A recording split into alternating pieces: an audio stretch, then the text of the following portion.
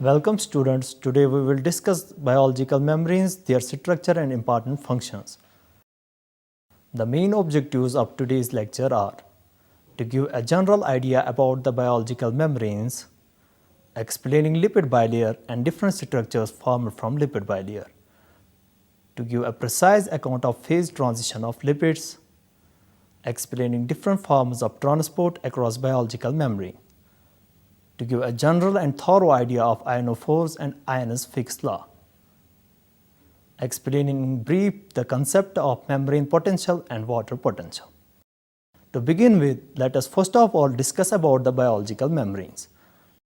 Biological membranes are composed of lipid, protein and carbohydrate that exist in a fluid state. All cells are generally separated from their surrounding environment by plasma membrane. In addition, the eukaryotic cells are compartmentalized by intracellular membranes that form the boundaries and internal structures of various organelles. For example, the nucleus and the mitochondria. Biological membranes are the structures that define and control the composition of the space that they enclose. These biological membranes are selectively permeable in nature, that is, their permeability properties ensure that specific molecules and ions readily enter the cell and waste products leave the cell, which means it monitors what materials enter and exit the cell. Moving on, let's now get to the detailed structure of biological membranes. The phospholipid bilayer. Phospholipids are fats. They are composed of two fatty acid tails and a phosphate head. The phosphate head are hydrophilic, whereas fatty acid tails are hydrophobic, meaning that phospholipids are amphipathic. When placed in water, the heads orientate themselves towards water molecules and tails away, meaning that phospholipids will form a layer above water if left. If phospholipid molecules are completely surrounded by water, they may form a bilayer. One layer is like a mirror image of the other. Before moving on to the other objectives, it is very important to discuss about the membrane structure and function. The plasma membrane. It is also called as fluid mosaic model, selectively permeable, double layer of phospholipids with embedded proteins. Phospholipids contain a hydrophilic head and a non-polar hydrophobic tail, which creates a barrier. Plasma membrane is embedded with cholesterol, which stiffens the membrane by connecting phospholipids. Glycolipids acts as signal molecules, and glycoproteins have an attached chain of sugar, for example, antibodies. In brief, the main functions of the plasma membrane are as it helps to isolate the cytoplasm from the external environment, regulate the exchange of substance, communicate with other cells, and helps in identification of cells. As we are aware now that the cell membrane is primarily composed of a mix of proteins and lipids. While lipids help to give membrane their flexibility, proteins monitor and maintains the cell's chemical climate and assists in the transfer of molecules across the membrane. Cell membrane lipids. Let us make this easy to understand by saying that phospholipids are a major component of cell membranes.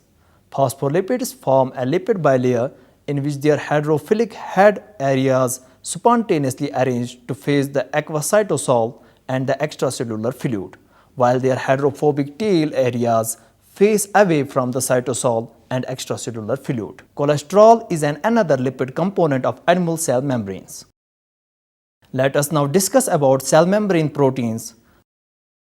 We spoke a little about the cell membrane and structure. We also discussed the lipid bilayer, that it is not smooth around the entire cell. You will also find thousands, millions of proteins throughout the cell membrane. Some are just on the inside of the cell and some on the outside. There are two types of proteins in the cell membrane: peripheral proteins and integral proteins. As you can guess from the name, integral membrane proteins are permanently connected to the cell membrane. They have large sections embedded in the hydrophobic middle layer of the membrane. Peripheral proteins are not bonded as strongly to the membrane. Integral proteins, or the proteins embedded in the membrane, serve different functions as channel proteins. They form small openings for molecules to diffuse through the plasma membrane. Carrier proteins are the binding sites on protein surface grabs certain molecules and pulls them into the cell. They form gated channels. Receptor proteins, molecular triggers that set off cell responses such as release of hormones or opening of channel proteins. Cell recognition proteins, also called as ID tags, to identify cells to the body's immune system. Enzymatic proteins carry out metabolic reactions. Peripheral proteins too is very important. They are receptor proteins which help cells communicate with their external environment through the use of hormones, neurotransmitters, and other signaling molecules. Transport proteins such as globular proteins help in transport molecules across the cell membrane through facilitated diffusion. Glycoproteins have a carbohydrate chain attached to them. They are embedded in the cell membrane and help in cell communications and molecule transport across the membrane. Having understood the concept of biological membrane, nature of lipid bilayer, and membrane proteins, let us now talk about phase transition of lipids.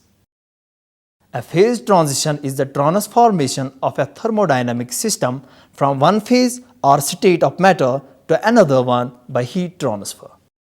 The term is most commonly used to describe transitions between solid, liquid, and gaseous states of matter, and in rare cases, plasma. Lipid bilayers LB constitute the basic structures of biological membranes and are ubiquitous in living organisms. Lipids consist of a hydrophilic polar head group joined to a hydrophobic hydrocarbon chain. When embedded in water at sufficiently high concentration, lipids assemble in lamellar structure that break transitional symmetry and possesses various degrees of internal ordering, which in turn may affect the shape of the membrane itself. During a phase transition of a given medium, certain properties of the medium change, often discontinuously, as a result of the change of some external condition, such as temperature, pressure, or others. One of the important aspects of biological membranes is its function related to transport of materials. It can be understood well by discussing the transport across cell membrane. The selective permeability of biological membranes to small molecules allow the cell to control and maintain its internal composition. Only small, uncharged molecules can diffuse freely through phospholipid bilayer.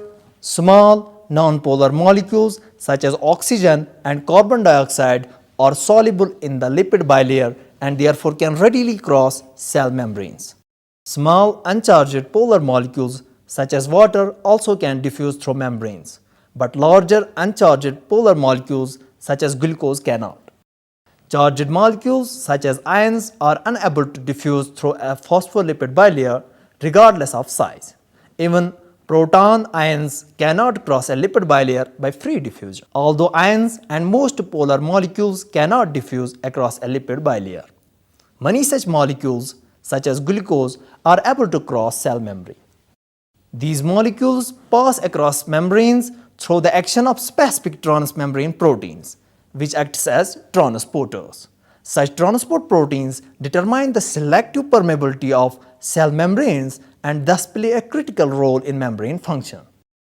They contain multiple membrane-spanning regions that form a passage through the lipid bilayer, allowing polar or charged molecules to cross the membrane through a protein pore without interacting with the hydrophobic fatty acid chains of the membrane phospholipids. There are two general classes of membrane transport proteins: channel proteins and carrier proteins. Channel proteins form open pores through the membrane, allowing the free passage of any molecule of the appropriate size. Ion channels, for example, allow the passage of inorganic ions such as sodium positive, potassium positive, calcium positive, and chlorine across the plasma membrane. In contrast to channel proteins, carrier proteins selectively bind and transport specific small molecules such as glucose.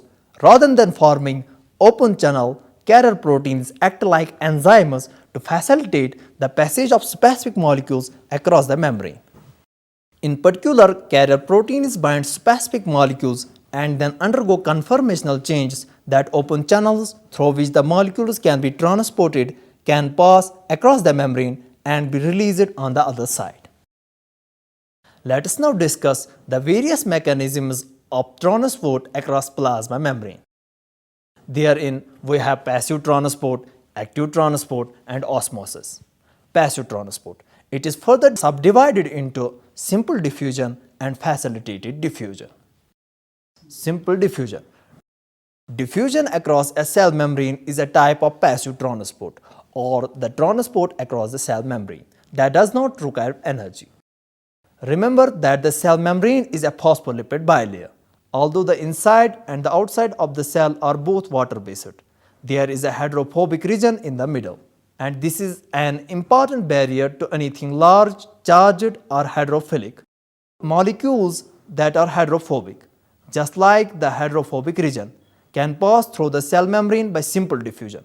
Therefore, simple diffusion is the unassisted passage of small, hydrophobic, non-polar molecules from higher concentration to a lower concentration.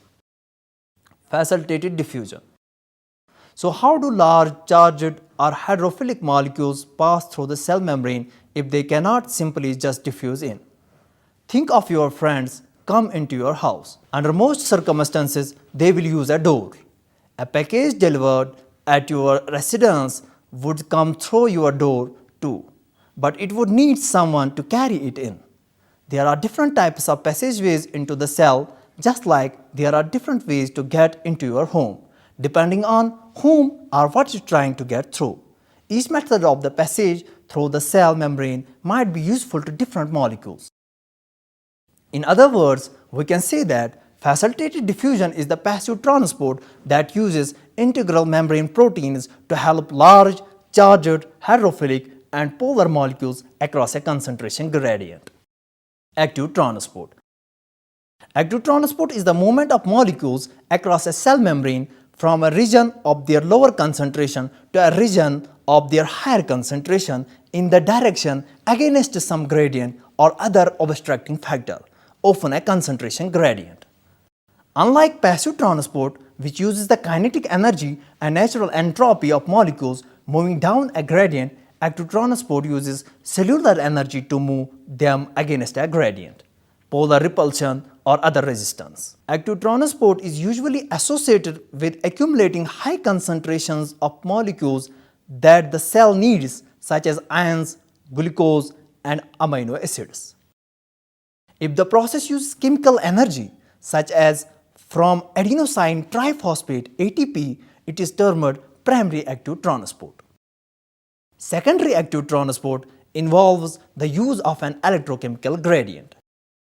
Examples of active transport includes the uptake of glucose in the intestines in humans and the uptake of mineral ions into root hair cells of the plants. The examples of active transport are sodium-potassium ATPase or sodium-potassium pump.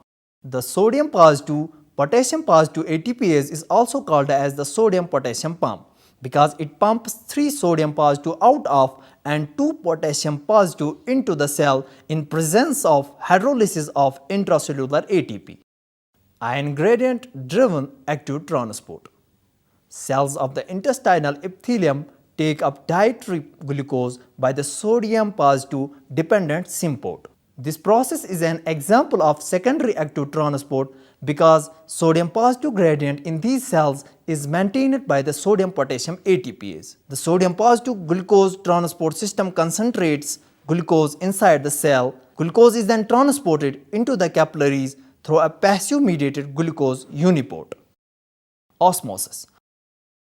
Osmosis is the movement of water through a semi-permeable membrane according to the concentration gradient of water across the membrane, which is inversely proportional to the concentration of solutes.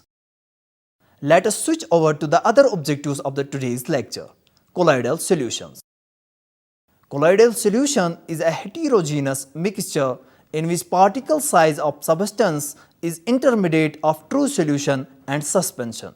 that is between 1 to 1000 nanometer. For example, smoke from a fire is example of colloidal system in which tiny particles of the solid float in air. Just like true solutions, colloidal particles are small enough and cannot be seen through naked eye. They easily pass through the filter paper.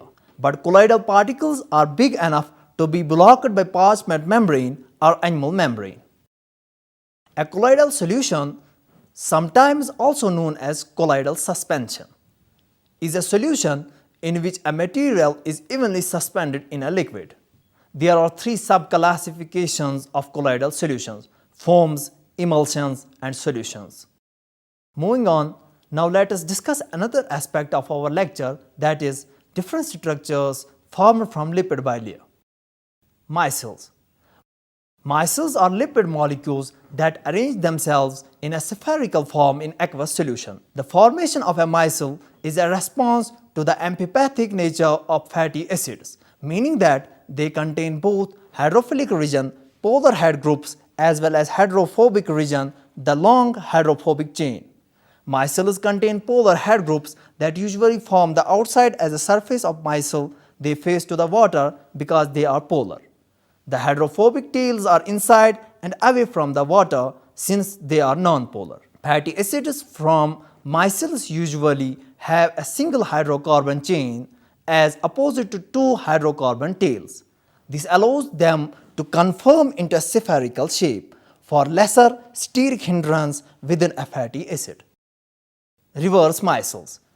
In a non-polar solvent, it is the exposure of the hydrophilic head groups to the surrounding solvent that is energetically unfavorable, giving rise to a water in oil system.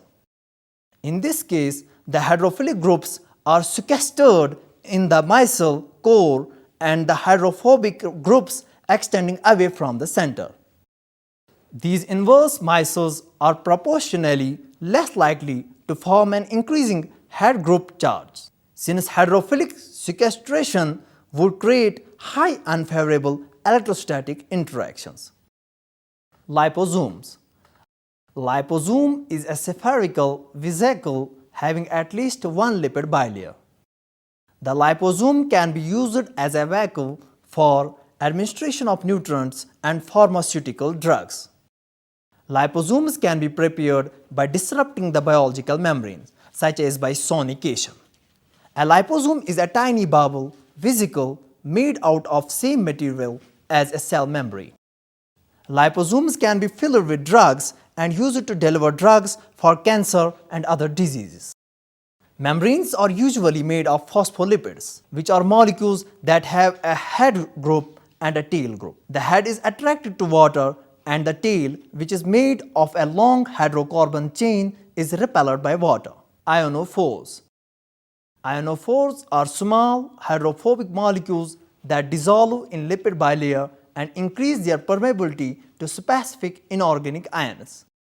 Most are synthesized by microorganisms, presumably as biological weapons against competitors or prey. They are widely used by cell biologists as tools to increase the ion permeability of membranes in studies on synthetic bilayers, cells, or cell organelles. There are two classes of ionophores: mobile ion carriers and channel formers. Valinomycins is an example of a mobile ion carrier. Let us now understand what is Fick's law. Fick's laws of diffusion describe diffusion and were derived by Adolf Fick in 1855. They can be used to solve for the diffusion coefficient D. Fick's first law can be used to derive his second law, which in turn is identical to the diffusion equation. The simplest description of diffusion is given by Fick's law as: the molar flux due to diffusion is proportional to the concentration gradient. The rate of change of concentration at a point in space is proportional to the second derivative of concentration with space. Fick's first law of diffusion states the rate of transfer of a gas through a sheet of tissue is proportional to the tissue area and the difference in the gas partial pressure between the two sides and inversely proportional to the tissue thickness. Volume of gas per unit time is equal to area divided by thickness multiplied by diffusion constant multiplied by partial pressure first minus partial pressure second. dV by dt is equal to A divided by T multiplied by D multiplied by P1 minus P2. Fick's second law of diffusion. Fick's second law of diffusion is a linear equation with the dependent variable being the concentration of the chemical species. Diffusion of each chemical species occurs independently. These properties make mass transport system described by Fick's second law easy to stimulate numerically. When modeling diffusion, it is often a good idea to begin with the assumptions that all diffusion coefficients are equal and independent of temperature, pressure, etc. Moving on in today's lecture, let us discuss in brief about the water potential. To comprehend plant-water relations, an understanding of certain standard terms is necessary. Water potential psi W is a concept fundamental to the understanding water movement. Solute potentials psi S and pressure potential psi P are the two main components that determine water potential. Water molecules possess kinetic energy. In liquid and gaseous form, they are in random motion that is both rapid and constant. The greater the concentration of water in a system, the greater is its kinetic energy or water potential. Hence, it is obvious that pure water will have the greatest water potential. If two systems containing water are in contact, random movement of water molecules will result in net movement of water molecules from the system with higher energy to the one with lower energy. Thus, water will move from the system containing water at higher water potential to the one having low water potential. The process of movement of substance down a gradient of free energy is called diffusion. Water potential is denoted by the Greek symbol psi and is expressed in pressure units such as Pascal, PA. Water potential of a cell is affected by both solute and pressure potential. The relationship between them is as follows. Psi W is equal to psi S plus psi P. Moving on, let us now talk about membrane potential. Membrane potential, also called as transmembrane potential or membrane voltage, is the difference in electrical potential between the interior and the exterior of a biological cell. With respect to the exterior of the cell, typical values of membrane potential range from minus 40 mV to minus 80 mV. Indoors, the temperature is regulated by a thermostat. For example, bugs and unwanted animals are kept out by screens, doors, and windows. Cells also want a regulated interior to escape the outside environment. The wall that separates a cell from the outside is called the plasma membrane. The membrane keeps unwanted molecules out and regulates what enters. But how? Cell membranes are made up of a variety of components. Each component has a specific purpose and function. One component of a cell membrane is called the sodium Na positive, potassium K positive ATPase or sodium potassium pump. It may sound a little complicated, but the function is similar to what you think a pump does. Pumps can be used to remove water or add air. The sodium potassium pump kicks 3 sodium ions out of the cell while at the same time importing 2 potassium ions. So what does the cell do? The cell uses many of its membrane components, including the sodium potassium pump, to regulate ion concentration inside and outside the cell. The balance between molecule number and charge is known as electrochemical gradient. Cells actually prefer to be more negative inside. The difference between the concentration of molecules and charge inside and outside the cell is known as membrane potential. Students, with this we conclude our today's lecture. Hope you have enjoyed and understood it well. Thank you and goodbye.